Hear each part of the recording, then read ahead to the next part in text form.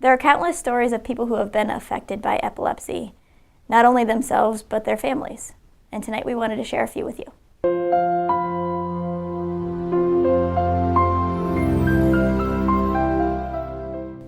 I started the Epilepsy Project in 2012. I have always raised awareness for epilepsy, and then I decided that I wanted to do something different in Erie because we didn't have a group here specific to epilepsy awareness who was from the area for the area. Our healthcare system is growing, but it's still a lot of times you get referred out to specialists who are outside of the Erie area, and you come back from your neurology appointments feeling completely alone, scared, mad, frustrated, or excited, or your neurologist tells you that you have to change medication and you don't know how to do that.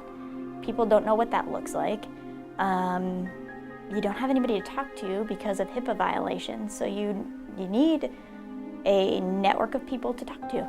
There are a lot of misconceptions when it comes to epilepsy. One is that all seizures look alike, and they don't. A lot of people do convulse, but in my case I have absence seizures where I stare and I can go into what's called absence status where I seize for hours on end. They're really rare and sometimes medical professionals don't even recognize, which is why it's so important to talk about your kind of seizures, your kind of epilepsy, and involve people from the medical community, first responders, school nurses. A big piece of the Epilepsy Project is not only for the patient with epilepsy, but also to have a support group for caregivers, because it's as hard to have epilepsy for the caregivers as it is for the patient. Epilepsy affects your entire family. It's become easier for me to talk about because I wasn't able to before, so I'm thankful that I've come to that point in my life. I have to be aware of my triggers when in my social life and other areas of my life. For instance, a couple of my triggers are lack of sleep and a stress. I'm getting married. I would like to have a family, and I've talked to several people, having a family, being able to get pregnant, sometimes it isn't easy. All the medicines aren't the safest sometimes, so it's scary. Liam's started having seizures at 12 days old, clinical seizures that we saw. Before that, he had a stroke in utero that we did not find out about for about a year after his birth. So technically he had had seizures in utero until he was diagnosed at 4 months old with infantile spasms. Infantile spasms is one of the most detrimental forms of epilepsy a child can have. Only 1 in about 2,000 children are diagnosed with it. We had taken him to Pittsburgh Children's Hospital when he started having his seizures at 12 days old, but come May, when that spasm started, we noticed that they were not helping him anymore, and in July we changed hospitals to University Hospitals in Cleveland, and that's when his life changed. And the doctor, Elia Pastana, came into the room and looked at him and said something we never heard before, that she could help us. And she did. She ran every test imaginable that you would typically see for a patient of epilepsy.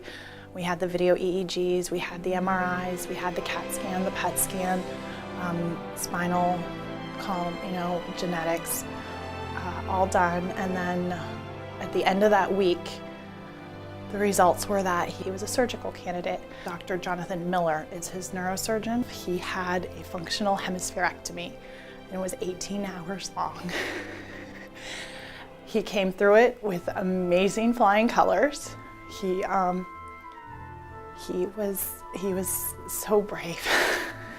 And a week after his major brain surgery, he went in for another 8-hour surgery. and they disconnected the rest of his right hemisphere from his left. And he has been seizure-free for almost 2 years.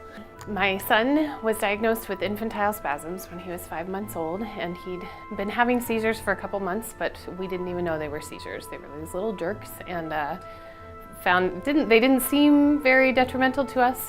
Turned out that they are a catastrophic form of epilepsy. So been to 4 different cities, had his case reviewed by 5 different pediatric neurology teams, and finally, about a little over a year ago, in August of 2013, we added a new medication that seems to have been the missing link. So he hasn't had a seizure in just over a year. Really, in being involved in the Epilepsy Project, in pushing for epilepsy awareness, that's sort of what's most important to me, is that more people know. If we can get one baby diagnosed and treated sooner, and their prognosis is better, then all the work that we do here will be worth it. Just to know I can pick up the phone and cry to somebody, or to be excited, or to share something with is very, very relieving as a parent. Because Liam is nonverbal and Liam is very limited physically. He is making gains, and I know he will continue to make them.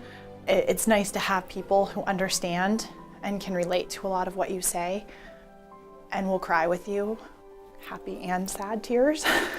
So it's huge to have a community behind you.